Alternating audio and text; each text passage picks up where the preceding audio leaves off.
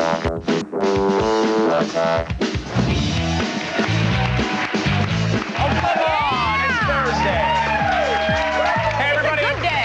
Attack of the Show, TV's only source for all the stuff you care about. I'm Kevin Grimm. Oh. Well, you give it a try. Hey, everybody, I'm Olivia Munn. Yeah. It's Thursday, November 8th, and we are coming to you live from the G4 Studios in Los Angeles. Here's the thing. You clap or not, we're still here for you. That's right. All right? Just so you know. No, screw them.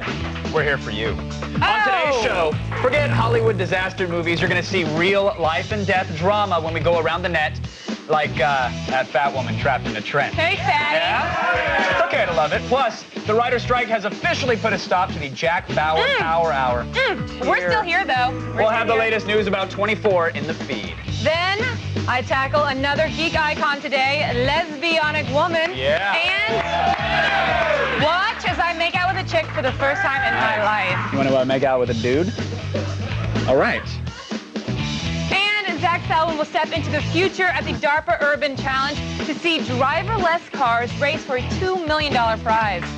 But first, it's time to gaze upon the crawly underside of the web. It's today's top 5 online items when we go around the net.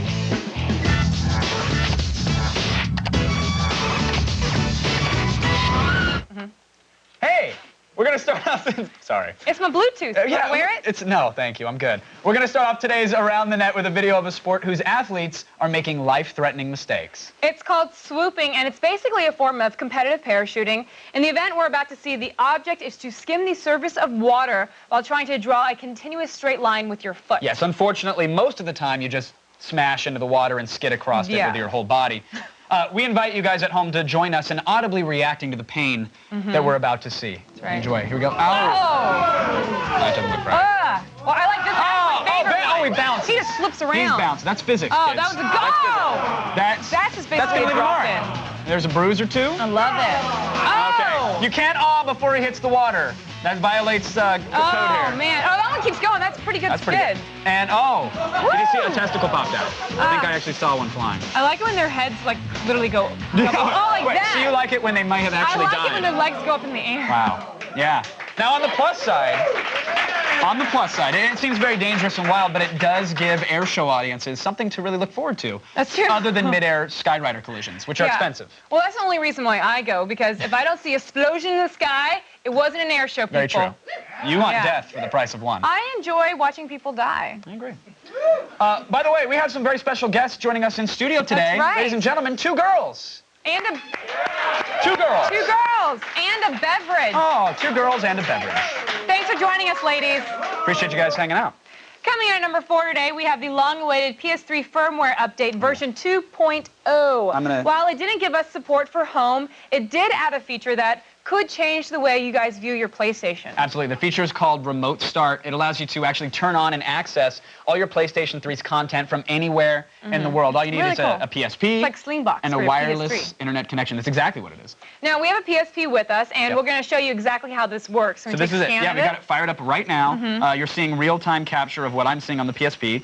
And this is, it happens to be across the studio, but it could be across the world. And just so you know, you don't have to set your PS3 to remote play, because it's already in there. Right, it's already in there, but here it is. I'm streaming media off my PS3 wirelessly through the PSP. So you could be at the Motel 6 in Tallahassee. Right. I'm a Ramada kind of guy, but sure enough, yeah. I'm enjoying a continental breakfast, and I want to watch some anime. You can access everything on the PS3, right? Photos, videos, everything? Photos and videos, yeah. You can't watch a DVD for some reason. I don't know if it's a piracy thing or what, but they won't let you do that. But here's the cool thing. I can press the home button on my PSP and actually turn off the PlayStation remotely. So, Al Gore's very happy that I'm now saving some energy. And the system is off, and there you go. Does it have a playlist feature in it? I think it does. Yeah. I think, you can make some playlists and go through it. But basically, leave your PS3 off. Don't worry about anything. Queue up anything you want, and there you go. There you go. It's ready to go. Also, Sony has added a new sticker. It's customizable desktop themes and DualShock 3 support with this update. So, all I have to say to Sony is get home off the ground, and we'll be happy. That's all we need. It's all a girl wants, Sony. Make it happen. And at number 3 today, we have Damon Wayans' controversial trip to The View. It's also one of the biggest displays of cojones that we've seen in a long while. That's right. Now, the actor/comedian visited the Hen House this week and gave his take on love and relationships, specifically why he can't find a woman to fulfill his needs. Now, while some may share his opinion, some I don't think this show was the best place to do it. No. Let me ask you about this, because it says you're a single guy, but you're saying you're having a hard time settling down with a woman. Most women that I'm running into don't want to do the fundamentals. They don't cook. What is it? The fundamentals. Yeah. Dang, man. It's a joke trying to get a woman. Why don't I cook? Yeah. Because I make the money so she can make something to cook. Oh, Yes! Testify! He's just being honest. The fundamentals, sweetheart. That's what I like to hear. Are you kidding? I'm sorry. I mean, everyone's clapping because it's funny, but that was incredibly sexist. Because it's accurate. Kevin, no. Shut up. Shut your mouths. It was incredibly sexist and misogynist. I can't believe you actually agree with this guy. You know what I can't believe, Olivia? What? That this floor is still dirty. Get back to work, sweetheart. What? You think I'm... Okay. You're kidding, right? Do I look like I'm kidding? Do I... No, you don't. Okay. This is the part where you stop talking and start scrubbing. Sorry, sometimes women don't know their place is actually on their hands and knees. Let's check back in with our female friends, actually. Oh. Let's do that. You can keep scrubbing. The girls are hanging out in a tub. Girls are hanging out in a tub, Olivia. Girls in a tub. Wow, it looks like fun. Not my thing, though, but it does look like fun. You wearing shoes? Yeah. All right, we'll have a chat about that later. Oh. I don't want to talk anymore. You do. You have some words to read. Okay. We're good, though, right? Nope. And at number 2 today is German YouTube. This will make you happy. Oh, to see no, me this again, does. right? This does make me happy. Maybe hard to believe, but the nation that gave us such innovations as the interstate highway system, the MP3, and potato salad, just got their own YouTube this week. That's right. Now, we seem to forget that sometimes that half of their country lived under communist rule for 40 years. Yeah. So some of them are still catching up to the glories of an open web video forum. Tastes like freedom. It's delicious. It's spicy. So does German YouTube have all the same guitar noodling or floor buttering that its American counterpart does? Let's find out. Lots the way to go. Lots, you deserve it. Lots, so be like me. Lots, like Paris Hilton. Lots, can be so sweet.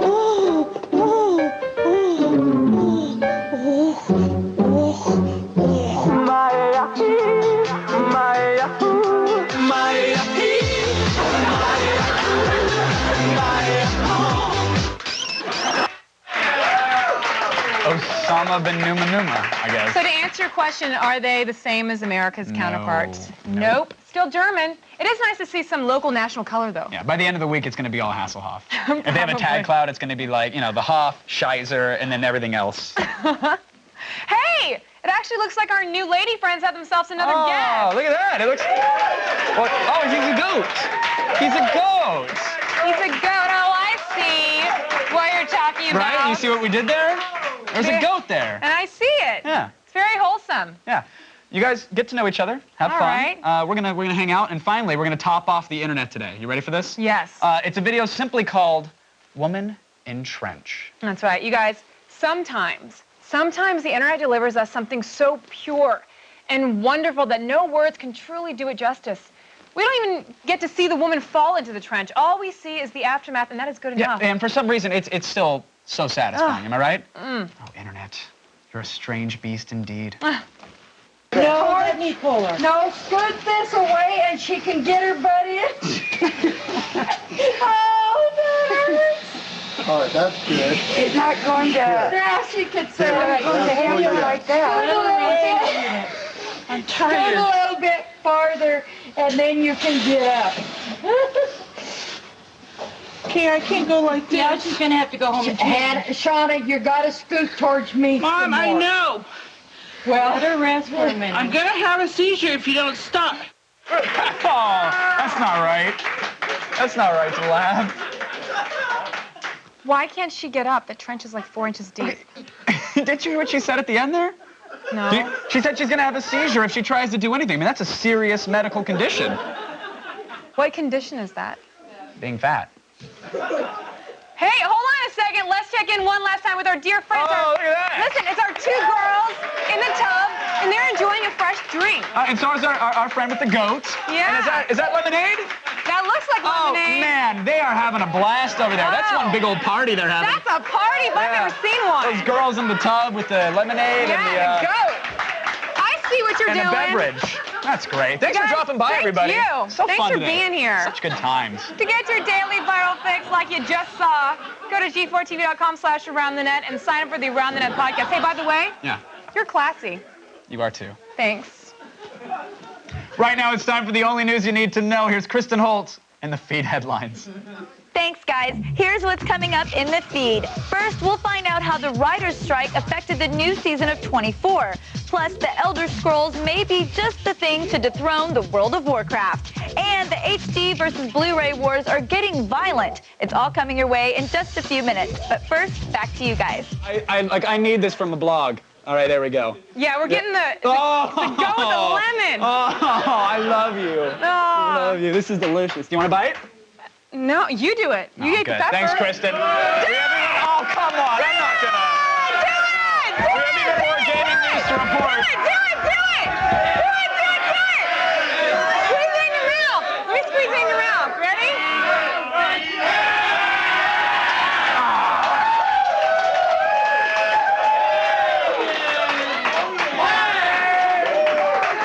Now, but excuse me. I'm going to be a serious journalist. We have even more gaming news to report. Electronic Arts wants there to be just a single game console in your future. Are they revolutionary? Or are they just lazy? Now, Gerard Florin, EA Executive VP and Head of International Publishing, said recently that multiple consoles make developers' lives harder, and a one-console future would make everyone's lives easier. Yeah, well, we want to know what you think. Do you want a one-console world? What do you think? Well, here's our poll question. Vote at our website, g4tv.com/AOTS, or text your vote to G4TXT. That's 44898 to vote and register for AOTS Live News Alerts. You guys, today, we continue our Olivia Gets to Play a Nerd Hero in a Comedy Sketch series. Is that how you pitched it? Yeah. I got an idea. It comes from above, and they're like, it's sweet sweets. Yeah. Let's get you in different costumes. Well, and it's going to work. Watch. The Bionic Woman was one of the most talked about news shows this season. I'm betting most of you actually watched just to see the badass chick fights. That's right. Right? But they've actually been able to make a spin-off of the series already. Now, this might be the first time in television history a spin-off show hasn't been given to a character. Instead, it was given to the show's subtext. I love you, Jamie Summers. I love you too, my adorable scientist boyfriend whose job is shrouded in mystery.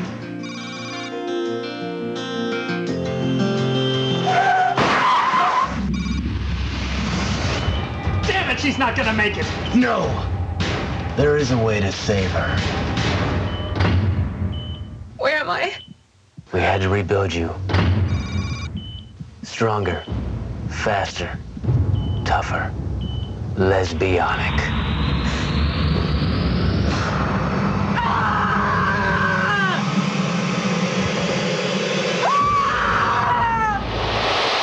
I'm not even attracted to you anymore.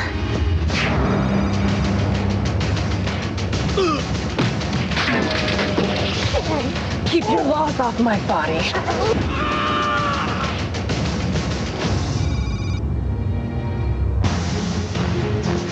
Jamie, you've got to disarm these terrorists. You're the nation's only hope. No problem. That's what I was made for. You're outnumbered and outgunned. What are you gonna do? This.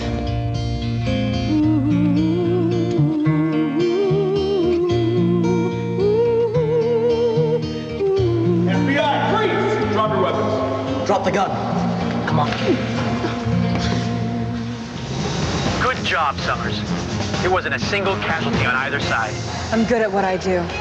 Now I'm gonna go home, feed my cats, and watch the L Word. But Jamie, I love you. Back off, breeder. Where the hell's my Subaru?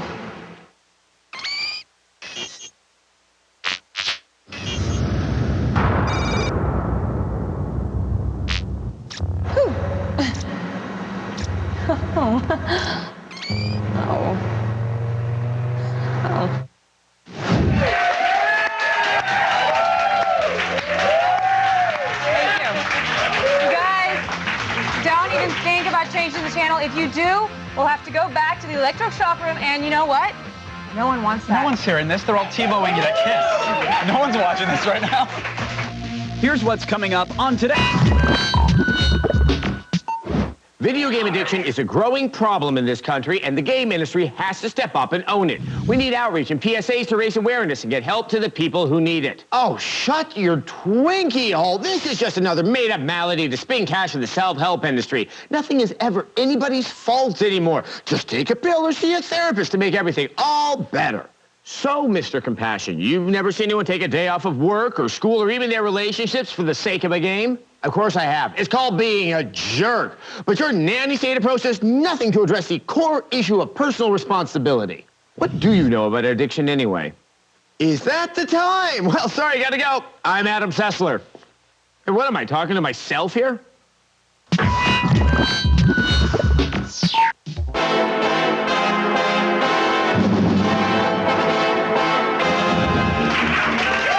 Well, hand in hand. Tomorrow, you guys, we will have covered, though. You can't tell. Okay, Don't worry. Yeah. Right now, it's time for all the news you need to know, including the latest on a new MMORPG that might actually blow every other game out of the water. It's time to start the feed. Thanks, guys. I'm Kristen Holt, and it's time to start the feed.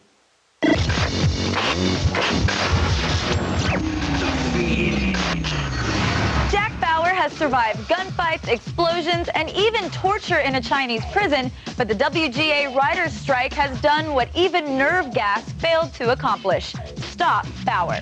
With only 9 episodes completed for day 7 of the series, Fox has decided to wait until production can commence rather than risk running their hit series without a conclusion.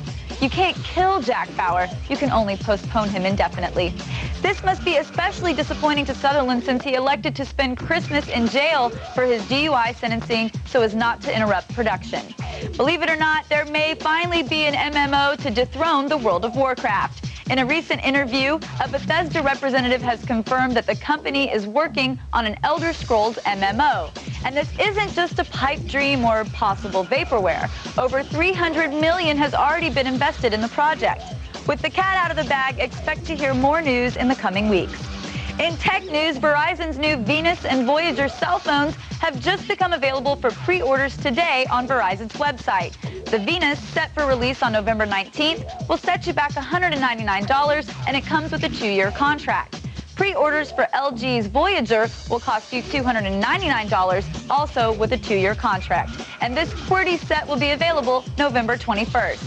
The Voyager is Verizon's potential iPhone killer, so we'll keep you updated on how popular they become. And finally, the HD format wars have reached a breaking point, and now there are casualties. The AVS Forum, one of the internet's most popular audio-video discussion boards, has been shut down due to fighting over HD DVD and Blu-ray. One of the site's moderators said, quote, "We've seen members attacking other members not only in debate, which is the right way, but with physical threats that have involved police and possible legal action," end quote. Folks, the internet is serious business. Well, that's it for today, but don't worry, the feed doesn't stop here. Get all of the news you need to know anytime at G4TV.com. I'm Kristen Holt, and you've just been fed.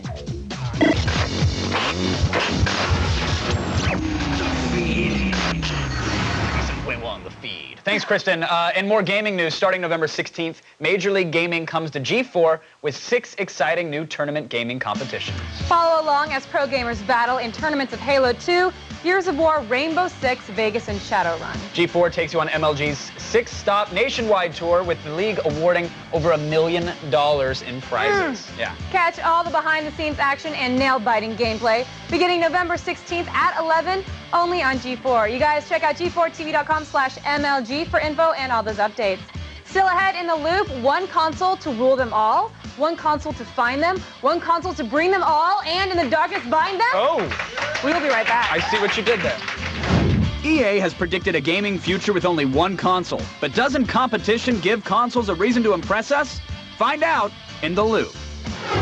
And Zach Selwyn heads to the DARPA Urban Challenge, where inventors compete for big cash to create a driverless vehicle able to navigate busy city streets. The feed is brought to you by Rock Band, in stores November 20th.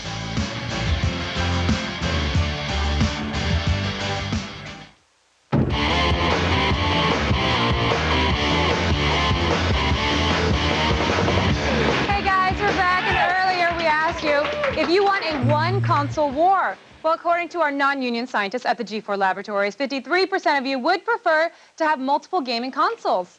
Well, there's only one way to solve this. Let's go over to Kevin, who's currently dating 3 consoles at the same time, but that's because he's a celebrity and he can do that. You kissed a girl today. Shut up! Nintendo's Wii, Microsoft's Xbox 360, and Sony's PlayStation 3, they're the current pawns in this console war, if you will. But if Electronic Arts gets their way, there would be only one video game console. Recently, an Electronic Arts executive suggested that the gaming world would be better off using a single, open-source platform to play games instead of the multitude of consoles that exist now.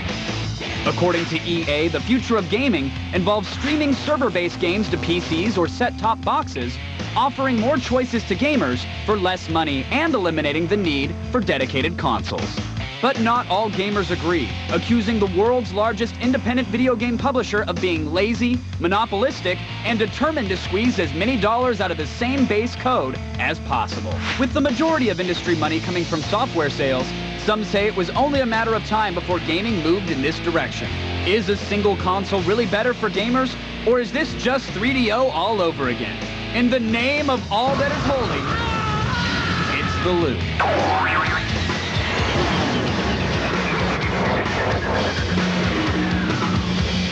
All right, my guest tonight from New York, general editor for technology at Newsweek, Guy Kroll joins us, and in Atlanta, publisher for digitaltrends.com, Scott Steinberg. Gentlemen, welcome to this one console loop. I mean, apparently an EA exec claims that a single console future is inevitable. Scott, some people say he's crazy. Do you believe he is?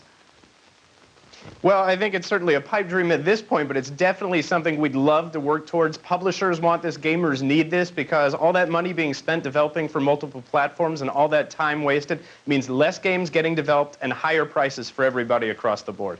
And Guy, but would the Sonys and the Microsofts or the Nintendos of the world, would they go for this? I mean, aren't they the ones who have to say at the end of the day? Well, obviously they're not going to go for it, and I actually think Scott's wrong. It's not good for publishers because a one-console future means that one console manufacturer can jack up the royalties and the publishers would be at their mercy. I mean, Gerhard Florin, the EA Europe exec, is the one who said it. I'd be much more concerned if it were John Riccitiello, who's the CEO of the company, who said it. But I've heard EA executives say privately that if 1 or 2 of the other manufacturers were to drop out, they'd actually go to another manufacturer, say a Samsung, even an Apple, and try and persuade them to get in because they don't want to be beholden to a single platform manufacturer. Yeah, Scott, there's that whole argument that with competition, it makes everything actually viable for these publishers and developers, but it sounded like you disagreed.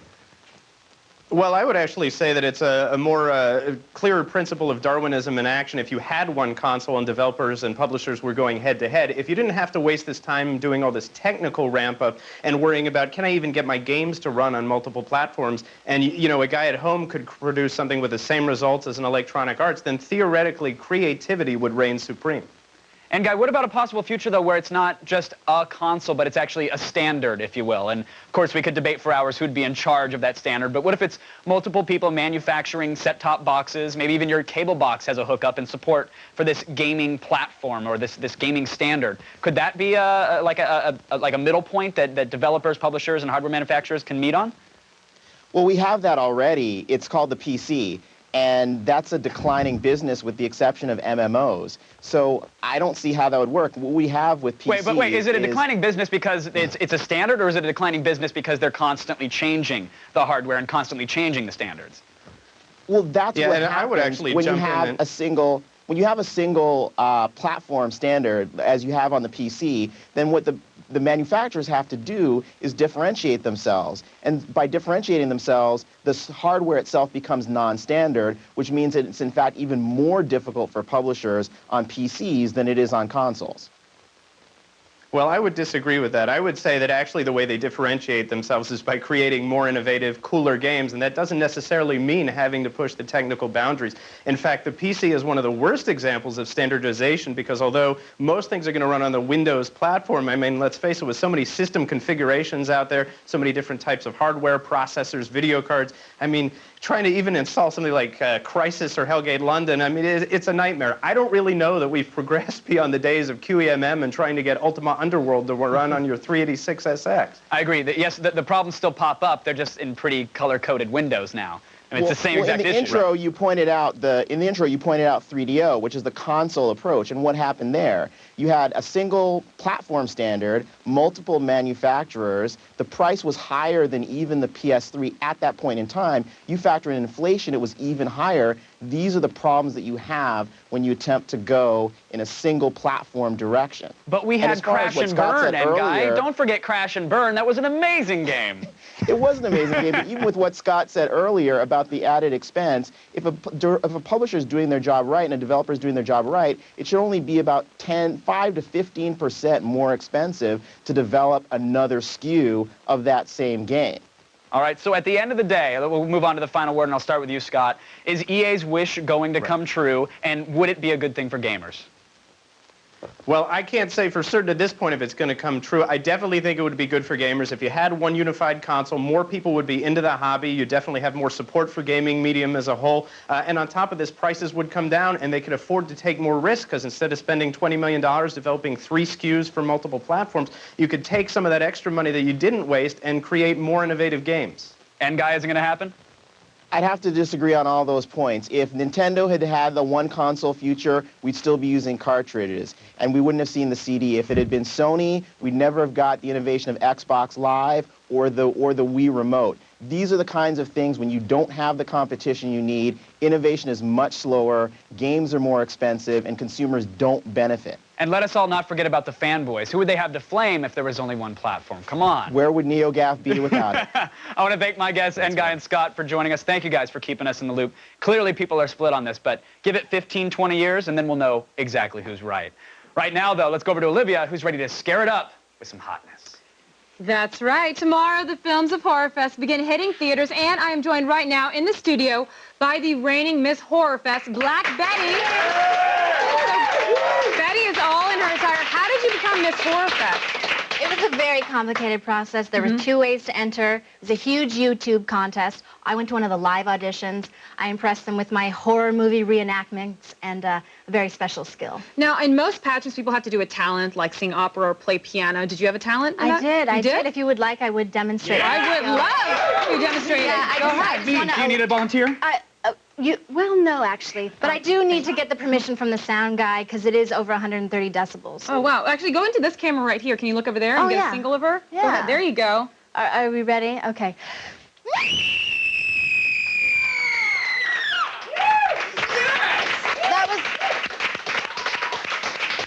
We are about to watch a clip. Yeah. What are we going to see? This is Borderland. This is one of the 8 films to die for. Horror Fest opens tomorrow. It runs until the 18th. This one is one of the 8 films to die for. It's called Borderland. It's really gory. Okay. I watched it the other day, and it's... If you ever wanted to see Ryder Strong from Boy Meets World get beheaded... Well, here it is. Here it is. Let's take a look. Parents have a little money. If I can just make a phone call. It's not about that, homestyle. What is it about? Los espíritus. Spirits. Yeah, but what does that have to do with me?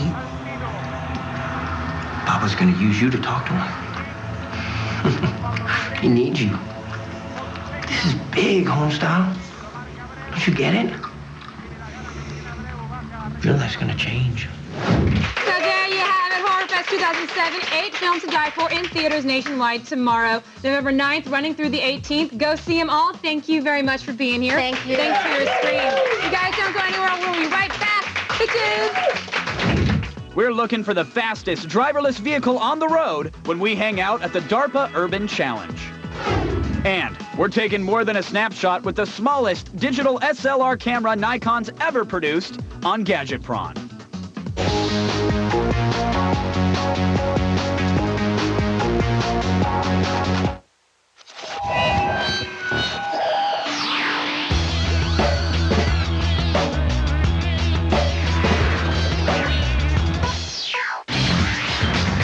Who do I think is hotter?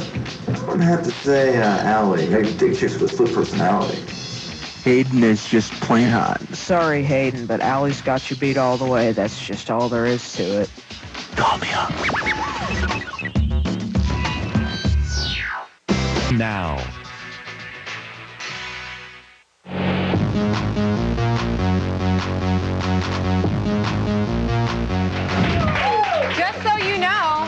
Just so you know. Welcome back to Attack of the Show. Hey, behave. You like behave. A snowflake. Behave. See what happens? Behave. We are TV's only source for Smile for technology's past, present, and future. For the latest on the future of driverless cars, let's go over to Zach Selwyn. Zach! Thank you very much. I'm applauding for myself. Now, the DARPA Urban Challenge. It gives big thinkers the opportunity to win big cash. All you have to do is create a ground vehicle that is able to move through traffic, navigate intersections, and avoid obstacles without a driver. I went down to Victorville, California for the best of the best in this road report powered by Suzuki, maker of performance-driven motorcycles, scooters, and all-terrain vehicles.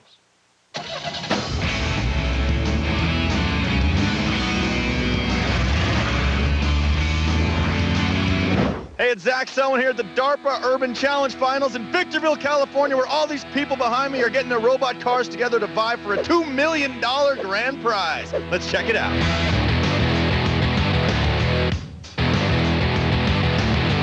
What's going on, man? What brings you to Victorville? We're here to win a race, man. So we're here with Junior. Junior is our self-driving car. The Urban Grand Challenge is a race where you have to drive 60 miles in traffic with other vehicles. Autonomously, nobody in the car. Autonomy is not what most people think. Autonomy means that there is nobody operating the vehicle other than computers. 11 robotic rides qualified for the Defense Advanced Research Projects Agency, or DARPA Urban Challenge Finals. And to take home the top trophy, teams needed to complete 3 missions totaling 60 miles in under 6 hours. They have to go through a suburban neighborhood kind of roads, so they're windy and they're narrow. They have to go through 4-way intersections, stop signs. They have to park. A variety of things that they need to do, just like a regular driver. What's the grand prize here? The grand prize is a check for $2 million. $2 million. I'll take that. That would be nice. And look at this, ladies and gentlemen. Our first bot is underway. Team Victor Tango was first out of the gate, with Stanford's Junior close behind, and rigs of all shapes and sizes followed, chasing down the leaders. We have got our first autonomous traffic jam. Another historic event. So what are the key components that allow these robots to become road warriors? It's primarily radar, laser scanners, and cameras. The camera is basically used to interpret what are the lane markings. Is it a double yellow? Is it a dashed line? This is a Velodyne laser scanner. The way it works, it has 64 laser beams, actually. They are in a vertical line. So you send out light and you measure the time until it comes back, and that gives you the range. There's a crash? Yeah, there's... Who's involved in the crash? Like it was MIT's fault. MIT's fault. You heard that, you geeks. With MIT out, Stanford and Virginia Tech became the clear favorites. But after the dust cleared and the times were tallied, Boss from Carnegie Mellon University pulled the upset, rolling away with the $2 million top prize and proving to be the best bot on wheels. All right, that's going to do it for me here at the DARPA Urban Challenge Finals. We had a great time checking out some robot cars. Now, tonight's Saturday. That means I got to hire one of these computerized bad boys to be my designated driver. Open up, amigo.